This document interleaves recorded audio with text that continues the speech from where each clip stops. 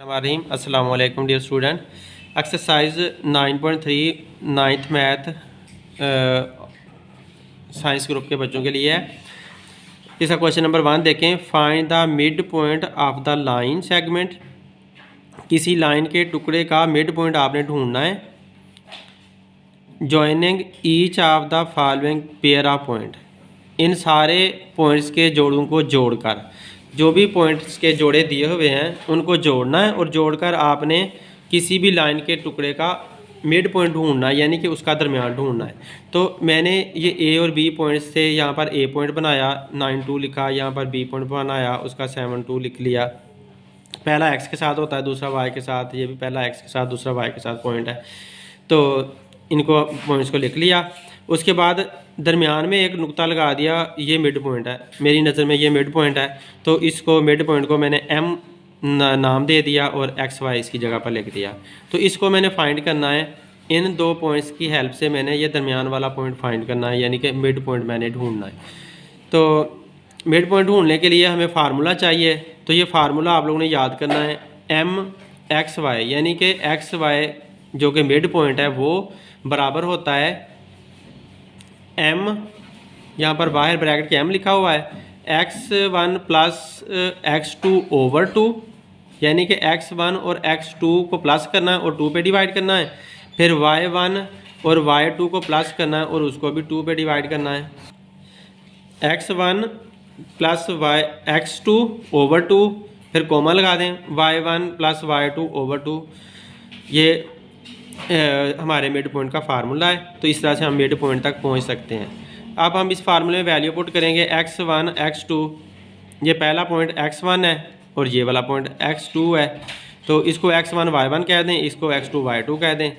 तो x1 की value 9 है और x2 की वैल्यू 7 है। तो 9 + 7 लिखा और नीचे 2 लिख दिया। y1 यहाँ पर 2 है और y2 यहाँ पर ये वाला 2 है, तो 2 + 2 लिख दिया, डिवाइड बाय 2 लिख दिया। तो इसका वैल्यू पुट करके हमने डिवाइड किया तो हमारे पास आंसर 8 और 2 आ चुके हैं। 16 को 2 पे डिवाइड किया, 4 को 2 पे डिवाइड किया, तो 8 और 2।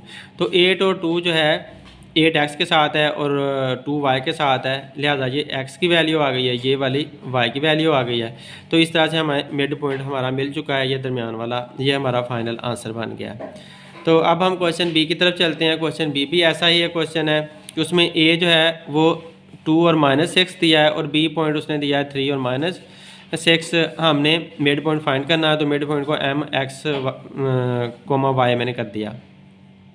अब फार्मूला लगाया, फिर से वही वाला फार्मूला है, इसको x1 y1 कह दें, इसको x2 y2 कह दें। तो x1 की वैल्यू पुट की और x2 की वैल्यू पुट की, x1 यहाँ से आया, x2 यहाँ से आया। इस तरह y1 की वैल्यू पुट की, -6 y1 की वैल्यू है और -6 ही y2 की वैल्यू है। तो उनको लिखा और ये प्लस और माइनस आपस में मल्टीप्लाई होकर प्लस माइनस बन गए। दोनों सेम साइन थे इसलिए प्लस किया, जब प्लस किया सेम साइन तो -12 हमारे पास आंसर आया। -12 को जब 2 पे डिवाइड करेंगे तो -6 आएगा और 5 को 2 पे डिवाइड करें तो पॉइंट में आंसर आता है। इसलिए आप ये 5.2 को 5 को 2 पे डिवाइड करें तो ये पॉइंट में आंसर आ गया 2.5। तो इस तरह से हमारा ये मिड पॉइंट आ चुका है। 2.5 x के साथ है और -6 y के साथ है, मिड पॉइंट का आंसर आ गया। तो अब क्वेश्चन नंबर आगे बी मैंने कर दिया है, सी आप लोग खुद कर सकते हैं, एफ भी आप लोग खुद कर सकते हैं। बहुत आसान से सवाल हैं, सेम यही तरीका अपनाना है और आप लोगों ने सॉल्व कर लेने हैं। अगले क्वेश्चन की तरफ चलते हैं। क्वेश्चन नंबर 2 है, इसमें देखें the end point P of a line segment is this. End point जो है ना, आखिरी किनारे पर एक जो नुक्ता है वो ये है, and it's mid point is this, और दरमियान वाला नुक्ता उसने अब बता दिया है कि ये है। Find the coordinate of the line of the end point Q and point के कोऑर्डिनेट बताना है। अब बता रहा है कि एक एंड पे जो पॉइंट पी है ना वो ये वाला है और मिड पॉइंट ये वाला है। आपने अगले एंड पे जो पॉइंट क्यू है वो आप ढूंढ कर दिखाओ कि वो पॉइंट क्यू क्या होगा, यानी कि उसके एक्स भी ढूंढना है और उसका वाई भी ढूंढना है। हमें मिड पॉइंट का फार्मूला आता है, हमने मिड पॉइंट का फार्मूला लगा देना है और वैल्यू पुट कर देनी है, आंसर आ जाएगा। ये मिड पॉइंट का फार्मूला लगाया, x1 प्लस x2 ओवर 2, फिर coma y1 plus y2 over 2। अब हमें पता है कि जो x वाला हिस्सा है ना, ये पहला हिस्सा वो पहले हिस्से के बराबर है, इस पहले हिस्से के बराबर है। तो इधर से x पे पिक कर लो, इधर से ये पहला हिस्सा पिक कर लो। इस तरह से एक फार्मूला बन गया हमारा x वाले हिस्से का। y वाले हिस्से से इधर से y पिक कर लो और इधर से y वाला हिस्सा पिक कर लो, तो ये y वाले का एक फार्मूला बन गया। अब वैल्यू पुट करो। अब उसने जो है ना x का जो आंसर हमें दिया हुआ है, मिड पॉइंट के x का आंसर इसका ये 5 है, तो हमने 5 उसकी वैल्यू पुट कर दी। बाकी x1 प्लस x1 उसने भी बताया हुआ है ये -3, वो लिख दिया। x2 नहीं है हमारे पास, उसे रहने दें, वो नीचे 2 आ गया। इसी तरह जब जो y वाला हिस्सा है उसका मिड पॉइंट के y का हिस्सा उसका 8 है आंसर, y का आंसर 8 है, तो y का लिख दिया। और इधर से जो हमारे पास y है, पॉइंट का y है, उसका हमारा 6 है आंसर, तो उसका 6 हमने आंसर वैल्यू लिख दी। तो इस तरह से ये हमारी इक्वेशन बन गया। अब इसको 8 के साथ मल्टीप्लाई करो तो 8 मल्टीप्लाई बाय 2 ऐसे आ जाएगा, क्योंकि ये 2 इधर डिवाइड हो रहा है तो इस तरफ जाकर मल्टीप्लाई हो जाएगा। इसी तरह ये 2 इधर डिवाइड हो रहा है तो इधर जाकर मल्टीप्लाई हो जाएगा, ये 5 मल्टीप्लाई बाय 2 आ जाएगा। ये 10 बन गया, ये 16 बन गया। अब ये माइनस का 3 है, इधर जाकर प्लस का करेंगे तो प्लस करने से ये आंसर आ जाएगा 13। तो x2 का आंसर 13 आ चुका है, जबकि ये इधर प्लस का 6 था तो दूसरी तरफ जाकर माइनस का 6 बन जाएगा। तो 16 में 6 निकाला 10 आ गया, तो y2 का आंसर 10 आ गया है। इस तरह से जो अगला एंड पॉइंट था Q, 13 और 10 उसका 13 उसका x एक्सिस है और 10 उसका y एक्सिस है, हमारा उसका आंसर आ चुका है। अब अगला सवाल क्वेश्चन नंबर 3 है, उसकी तरफ देखें। Prove that mid point of the hypotenuse of A right triangle, एक राइट एंगल वाले जो ट्राइंगल है ना उसका हाइपोटेन्यूज का जो मिड पॉइंट होता है is equi distance from it's 3 vertices, और तीनों वर्टाइसेस यानी कि तीनों कॉर्नर से बराबर बराबर के फासले पर होता है। इस बात को हमने साबित करके दिखाना है। तो स्टूडेंट इस क्वेश्चन की मैंने डायग्राम बनाई है, डायग्राम बनाकर बात को पहले समझाया है कि क्वेश्चन का मतलब क्या बनता है। इस क्वेश्चन का मतलब ये बनता है कि एक आपके पास राइट एंगल वाली ट्राइंगल है, तो ये मैंने PQR राइट एंगल वाली ट्राइंगल बनाई है। ये PQR राइट एंगल वाली ट्राइंगल है, इसका यहाँ पर ये राइट एंगल है, तो इसे राइट ट्राइंगल कहा जाता है क्योंकि यहाँ पर एक राइट एंगल है। राइट एंगल मतलब है 90 का एंगल, ठीक है। तो 90 के एंगल वाले ये ट्राइंगल बनाई है, 90 का एंगल को इस बॉक्स से ज़ाहिर किया जाता है। तो अब इसका 90 के एंगल के सामने जो साइड होती है उसको हाइपोटेन्यूज बोला जाता है, तो ये इसका हाइपोटेन्यूज है। अब सवाल हमारा ये था कि हाइपोटेन्यूज का मिड पॉइंट, ये तकरीबन मिड पॉइंट बन रहा है, मैंने अपने से बना लिया। हाइपोटेन्यूज का जो मिड पॉइंट है वो हर वर्टाइसेस के बराबर फासले पर है। हर वर्टाइसेस मीन के इससे भी बराबर, इससे भी उतना ही फासला है, इससे भी उतना ही फासला है, इससे भी उतना ही फासला है। ये जो हाइपोटेन्यूज का मिड पॉइंट है वो इससे, इससे और इससे सब ट्राइंगल के वर्टाइसेस से बराबर फासले पर है। मतलब ये कि ये कह दो कि D1 बराबर है D2 के बराबर है D3 के, ये सारे फासले आपस में बराबर बराबर हैं। ये जो नुक्ता होता है हाइपोटेन्यूज का मिड पॉइंट वो इस तरह से होता है। तो इस बात को हमने प्रूव करना है। प्रूव करने के लिए मुझे D1 मालूम करना है, D2 मालूम करना है, D3 मालूम करना है और इसका मिड पॉइंट भी मालूम करना है। तो पहले हम इसका मिड पॉइंट मालूम कर लेते हैं ताकि ये सारे हमें मालूम करने आसान हो जाएं। तो पहले मैंने इसका मिड पॉइंट मालूम किया है। मिड पॉइंट के लिए हमें P और Q चाहिए, P और R चाहिए, तो ये और ये मैंने लिए और इससे जो है ना मैंने मिड पॉइंट निकालना शुरू कर दिया। तो वही x1 प्लस x2 ओवर 2 फिर coma y1 plus y2 over 2 ये फार्मूला लगाया, उसके अंदर ये वैल्यू पुट की, ये और ये वाली मैंने वैल्यू पुट की हैं। तो इससे आंसर हमारे पास आ चुका है। ये मिड पॉइंट का हमारे पास आंसर आया है -1.5 और इधर से 2.5, ये मिड पॉइंट का आंसर आया है ये वाला। तो मैंने यहाँ पर मिड पॉइंट का आंसर ले दिया -1.5 और 2.5। अब इस आंसर को हमने यूज़ करना है और D1 मालूम करना है, इसी आंसर से D3 मालूम करना है, इसी आंसर से D2 मालूम करना है। तो अब ये सारे D1 डिस्टेंस निकाला, D1 का डिस्टेंस का फार्मूला आप लोगों को आता है x2। डियर स्टूडेंट, जो डिस्टेंस वाला फार्मूला था x2 माइनस x1 फिर plus y2 minus y1 whole square और अंडर रूट वाला वो फार्मूला हमने लगाया और उसके अंदर वैल्यू पुट कर दी। ये वैल्यू पुट करने से हमारे पास ये आंसर निकला, इनका फाइनल आंसर 6.5 निकला। D1 का आंसर 6.5 निकला है। इसी तरह फिर D2 का आंसर निकालते हैं। D1 का ये वाला आंसर निकाल लिया इसकी, और इसकी हेल्प से आपने इसको x1 y1 कह देना है, इसको x2 y2 कह देना है, फार्मूले में वैल्यू पुट करनी है। तो ये हमारे पास D1 का जवाब आ गया। फिर D2 का जवाब निकालेंगे, तो D2 का जवाब निकालते हुए हमें इसको और इसको यूज़ करना है। इस पॉइंट को 1 और 3 को, ए को x1 y1 कह दो, एक को x2 y2 कह दो, और उसके अंदर वैल्यू पुट करो D2 मालूम करने के लिए फार्मूले के अंदर। तो ये हमारे पास D2 का आंसर आया। अब फिर D3 का आंसर निकालते हैं। तो D3 में इस पॉइंट को यूज़ करेंगे और इसको यूज़ करेंगे, एक को x1 y1 कह दें, एक को x2 y2 कह दें, तो फार्मूले के अंदर वैल्यू पुट करें तो हमारे पास ये आंसर आ गया। अब देखो हर दफ़ा आंसर सेम ही आया है। D1 का आंसर है 6.5, D2 का आंसर है 6.5, D3 का आंसर भी 6.5 अंडर रूट में है। तो लिहाजा जो मिड पॉइंट हमने निकाला था, mid point M is equi distance, mid point जो M है ये वाला, ये हर एक से बराबर फासले पर है। D1 is equal to D2 is equal to D3, ये सारे आपस में बराबर बराबर हैं। और मिड पॉइंट जो है ना वो सबसे बराबर बराबर फासले पर है। जो उसने क्वेश्चन कहा था वो क्वेश्चन हमने प्रूव कर दिया है। अब क्वेश्चन नंबर 4 देखते हैं। क्वेश्चन नंबर 4 में इन इफ़ ओ 0 होता है हमेशा, ओ का मतलब होता है ओरिजिन, ओरिजिन का मतलब है कि जहाँ से एक्स भी और वाई भी निकल रहे होते हैं। तो ये ओ है पॉइंट, यहाँ से एक्स एक्सिस भी निकल रहा है, यहीं से वाई एक्सिस भी ऊपर की तरफ निकलता है।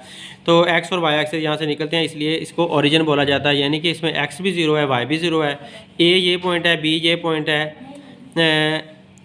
Are the 3 vertices 3 points in the plane, ये पॉइंट एक प्लेन के अंदर 3 पॉइंट हैं।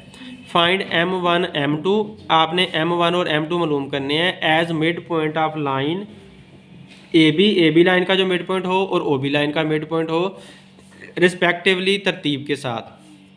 फाइंड M1 M2 फासला मालूम करो।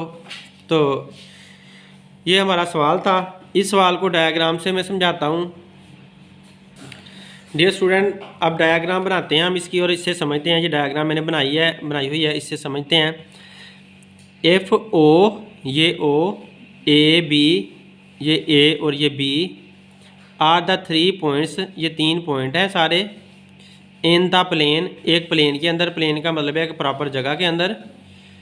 Find M1 and M2, M1 मालूम करो और M2 मालूम करो as mid point of AB। M1 AB का मिड पॉइंट होना चाहिए, ये AB लाइन थी तो AB का मिड पॉइंट M1 है, एंड OB, और ये OB लाइन है तो OB का मिड पॉइंट M2 है। M1 और M2 को इस तरह से मालूम करो कि वो एक AB का मिड पॉइंट हो और एक OB लाइन का मिड पॉइंट हो तरतीब के साथ। फाइंड M1 M2 यानी कि ये वाला फासला भी मालूम करो, M1 M2 फासला भी मालूम करो। तो अब हम देखते हैं कि हम इसको मालूम करते हैं कि पहले हमने M1 मालूम किया। M1 क्या था, ये इस AB लाइन का मिड पॉइंट था। तो A के कोऑर्डिनेट ये हैं, B के कोऑर्डिनेट ये हैं, इसको x1 y1 कह दो, इसको x2 y2 कह दो, इस तरह से फार्मूला लगा दो। तो ये M1 हमने मालूम किया, x1 plus x2 over 2, y1 plus y2 over 2, formula लगाकर हमें ये मालूम किया। तो M1 मिड पॉइंट जो है ना ये हमारे पास 3 और 2.5 M1 मिड पॉइंट आ गया है। अब अगला हमने M2 मिड पॉइंट मालूम करना है। तो M2 मिड पॉइंट मालूम करने के लिए फिर से हमने फार्मूला लगाना है और O और B को ले लेना है। O और B को लेकर हमने M2 मिड पॉइंट मालूम किया है। तो जब M2 मिड पॉइंट मालूम किया तो ये हमारे पास 1.5 और 2.5 M2 मिड पॉइंट आ गया है। तो अब हमने M1 और M2 का डिस्टेंस मालूम करना है। तो डिस्टेंस वाला फार्मूला लगाएंगे, x2 माइनस x1 फिर प्लस इसका स्क्वायर है और y2 माइनस y1 इसका स्क्वायर। फार्मूले आप लोगों को याद करने हैं, वो आने चाहिए। तो वो फार्मूले लगाएंगे और ये हमारे पास आंसर आ जाएंगे। आंसर आ जाएगा 1.5 आ जाएगा। जब अंडर रूट के साथ स्क्वायर रूट काट दोगे ना तो 1.5 ये हमारे पास आंसर आ गया M1 M2 डिस्टेंस। तो इसको 1.5 को 1/2 भी कह सकते हैं, इसको 3/2 भी कह सकते हैं। ये कैसे 1/2 बनता है, तो ये जो 1.5 है इसका मतलब होता है 15/10। जो 1.5 है ना, आप ऐसे करो कि 1 और 5 ऊपर लिख लो और इस पॉइंट की जगह पर 1 लगाएं और इसकी जगह पर 0 लगाएं, तो ये 10/5 बन जाता है। 10/5 को 15/5 बन जाता है। 15/5 को आपस में काटें तो 5 3 ज़ार 15 और 5 2 ज़ार 10, तो लिहाजा ये इसका आंसर आएगा 3/2। तो 3/2 इसका आंसर आया। 3/2 को जब होल नंबर में निकालते हैं, 3 को अंदर रख के, ऊपर वाले को अंदर रख के नीचे वाले पे डिवाइड करें तो 2 1 ज़ार 2, ये आया 2 1 ज़ार 2 और नीचे रिमाइंडर 1 आया। जो आंसर आता है उसे पहले लिखते हैं, जो रिमाइंडर होता है उसे ऊपर लिखते हैं, जिस पे डिवाइड किया होता है उसे नीचे लिखते हैं। तो इस तरह से ये हमारा होल नंबर में आंसर आ चुका है। डियर स्टूडेंट, आप क्वेश्चन नंबर 5 देखते हैं। Show that diagonal of the parallelogram, ये आप साबित करके दिखाओ कि diagonal of parallelogram having vertices, ये एक पैरेललोग्राम है ABCD, ये उसके वर्टाइसेस हैं ABCD, यानी कि कॉर्नर उसके उसने बता दिए हुए हैं। बाइसेक्ट ईच अदर, कि इसके डायगोनल एक दूसरे को बाइसेक्ट करते हैं। ये डायगोनल काट रहा है, ये डायगोनल भी एक दूसरे को काट रहा है। बाइसेक्ट का मतलब है दरमियान से काट रहा है, बिल्कुल आधा आधा काट रहा है। तो ये जो AC डायगोनल है वो BD डायगोनल को बिल्कुल दरमियान से काटता है। यूँ कह दो कि MB is equal to MD, ये वाला फासला और ये वाला फासला बराबर है। अगर ये 2 है तो ये भी 2 है, अगर ये 4 है तो ये भी 4 है। इसी तरह AM बराबर है MC, मतलब ये कि अगर ये 3 है तो ये भी 3 है, ये 5 है तो ये भी 5 है, तो ये फासले भी आपस में बराबर बराबर हैं। ये बात हमने साबित करनी है। तो सवाल को दोबारा समझें, जब सवाल आपको समझ आएगा हल करना खुद ब खुद आ जाता है। Show that diagonal of the parallelogram, ये साबित करें कि पैरेललोग्राम के डायगोनल, एक डायगोनल पैरेललोग्राम का ये है, एक डायगोनल पैरेललोग्राम का ये है। ऐसी पैरेललोग्राम है जिसके वर्टाइसेस ABCD, ये वाले वर्टाइसेस हैं ABCD, और उसके जो डायगोनल हैं बाइसेक्ट ईच अदर, वो एक दूसरे को काटते हैं। एक डायगोनल ये वाला, एक डायगोनल ये वाला, ये एक दूसरे को बिल्कुल दरमियान में से काटते हैं। इडिस्ट कोआइंसाइड एट कॉमन पॉइंट, यानी कि ये कहो कि एक ही पॉइंट पर मिलते हैं। कोआइंसाइड का मतलब होता है मिलना, इकट्ठे होना, तो एक ही पॉइंट पर इकट्ठे होते हैं। ये बात हमने साबित करके दिखानी है। अब देखें हम कि फाइंड M ऑफ BD जो है, ये BD इसका मिड पॉइंट फाइंड कर लो। NAC, और जो AC लाइन है इसका भी मिड पॉइंट फाइंड कर लो। तो हम फाइंड करते हैं M XY जो मिड पॉइंट का फार्मूला है x1 + y1/2 y1 + y2/2। तो हमने ये फाइंड किया, तो ये मैंने AC का फाइंड कर रहा हूँ, तो ये A वाला लिया है और C वाला लिया है। तो A को x1 y1 कह दो और C को x2 y2 कह दो। इनकी वैल्यू मैंने पुट की ना, तो ये मुझे इनका मिड पॉइंट मिल गया ये वाला। इसको मैंने 0 और -1/2 का नाम दे दिया। ये मेरे पास जवाब आ गया, इसे नंबर 1 कह दिया। अब मिड पॉइंट आप BD फाइंड करना है, तो BD मेरे पास ये वाला था, तो B का x1 y1 कह दो और D को x2 y2 कह दो। तो इस तरह से इसके मिड पॉइंट के फार्मूले में वैल्यू पुट करो। मिड पॉइंट का फार्मूला आप लोग को आता है बहुत अच्छी तरह। तो जब मिड पॉइंट के फार्मूले में वैल्यूज़ हमने पुट की तो ये हमारे पास आंसर आया 0 - 1/2। तो इसका आंसर भी वही आया जो नंबर 1 पे आंसर आया था, नंबर 2 पे भी देखें वही आंसर आया।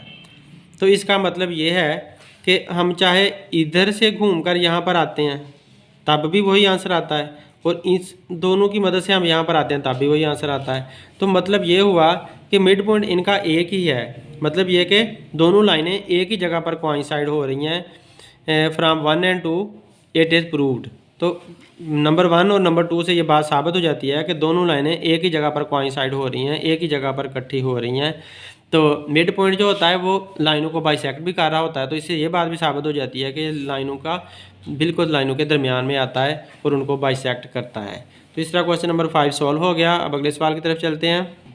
अगला क्वेश्चन देखें, question number 6, the vertices of a triangle, एक ट्राइएंगल है, उसके वर्टाइसेस यानी कि उसके कॉर्नर, ये P, ये Q, ये R, ये उसके कॉर्नर हैं P, Q, R। ये एक ट्राइएंगल है और ट्राइएंगल के ये वर्टाइसेस उसने दिए हैं। x के साथ पहला 4 है और y के साथ 6 है। तो इस तरह से ये तीनों पॉइंट हैं। तो ये तीनों पॉइंट मैंने P, Q, R यहाँ पर बना दिए हैं। Show that the length of the line segment, ये बताएं कि लाइन सेगमेंट की लंबाई जॉइनिंग एम पी यानी कि मिड पॉइंट जो जोड़ रहा है, लाइन सेगमेंट की लंबाई के जो मिड पॉइंट को जोड़ रहा है, ये पी और आर का मिड पॉइंट M1 है और आर और क्यू का मिड पॉइंट M2 है। इनको जो लाइन सेगमेंट जोड़ रहा है ना, P R and Q R, ये पी आर को जोड़ने वाला ये मिड पॉइंट है और क्यू आर को जोड़ने वाला ये मिड पॉइंट है। इज़ हाफ, वो आधी बनती है, देन पी क्यू, वो पी क्यू का आधी बनती है। मतलब ये जो पी क्यू है, पी क्यू जो डिस्टेंस है उसका जो मिड पॉइंट जोड़ने वाला फासला है वो आधा बनाता है। मतलब ये कि हमने ये प्रूव करना है कि D1 बराबर है डिस्टेंस 1 जो है ये बराबर है 1/2 D2, कि D2 का आधा करो तो वो D1 के बराबर आता है। डियर स्टूडेंट, जब तक सवाल आपको समझ नहीं आता आप उसे अच्छी तरह से हल नहीं कर सकते। इस सवाल को इंतहाई ज़्यादा गौर से समझें। The vertices of a triangle PQR, ये PQR 3 पॉइंट है, उसकी हेल्प से ये मैंने एक ट्राइंगल बना लिया है। यहाँ तक बात हमारी पूरी हो गई है। शो दैट, ये दिखाएं कि length of the line segment joining mid point of the line segment PR and QR, वो लाइन सेगमेंट जो PR के और QR के लाइन को PR और QR लाइनों को मिलाता है, वो लाइन लेंथ ऑफ लाइन, उस लाइन की लंबाई जो लाइन PR लाइन के और QR लाइन के मिड पॉइंट्स को मिलाती है। तो इज़ हाफ, वो आधी है PQ के, मतलब तीसरी लाइन के से आधी बनती है, वो लंबाई तीसरी लाइन से आधी बनती है। मतलब ये कि अगर ये वाली लंबाई 4 है तो ये 2 आनी चाहिए, अगर ये वाली 6 है तो ये 3 आनी चाहिए।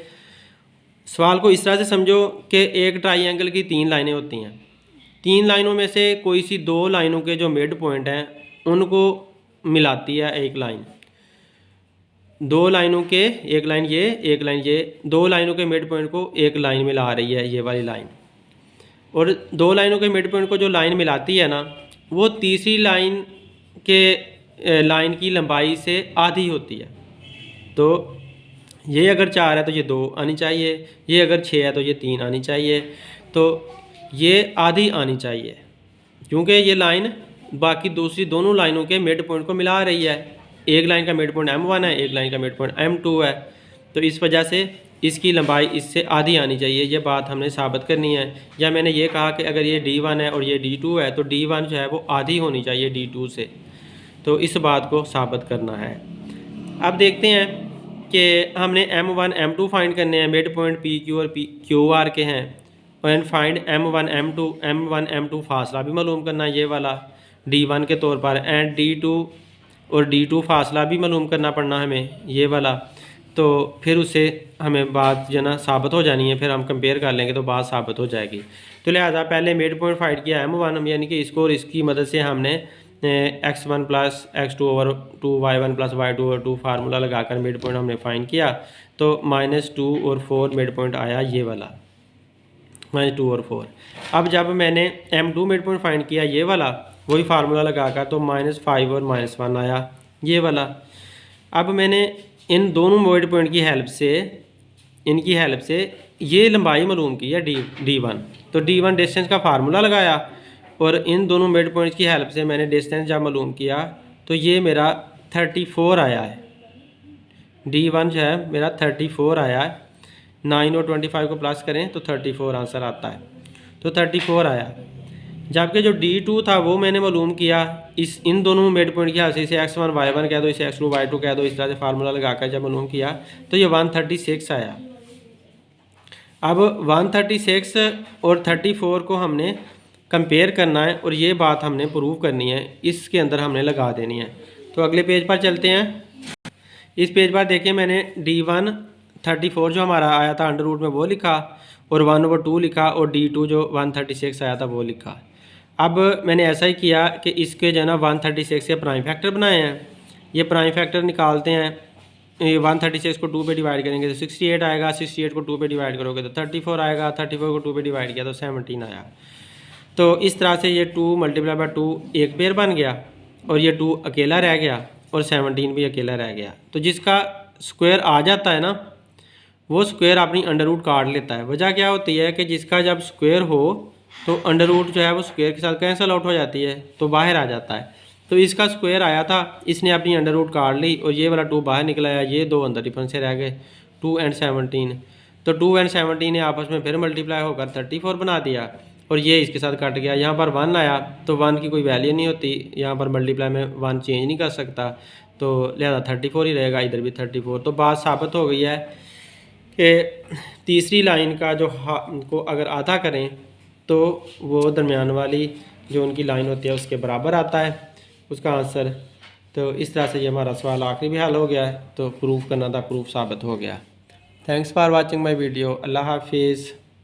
और मज़ीद ये कि बच्चे आप लोगों ने सवालों को गौर से समझना है, उसकी डायग्राम मैच करनी है सवालों के साथ। जब डायग्राम सवालों के साथ मैच हो जाए फिर आप लोगों ने कैलकुलेशन देखनी है, कैलकुलेशन को एक बार गौर से समझना है, फिर मोबाइल को बंद करके साइड पे रख दें और उसके बाद आप ज़बानी सारे सवाल सॉल्व करें। अपने कैलकुलेटर यूज़ करें, हर एक चीज़ के लिहाज से ज़बानी सवाल हल करें। उम्मीद है आपको पहली अटैम्प्ट में ही सारे सवाल बिल्कुल सही हल हो जाएंगे। अगर नहीं हो पाते तो फिर आप एक दफ़ा दोबारा मेरी वीडियो देखें, लेकिन एक ही दफ़ा वीडियो देखने से उम्मीद है आप लोग सारे सवाल हल कर जाएंगे। Thanks for watching my video. अल्लाह हाफिज़।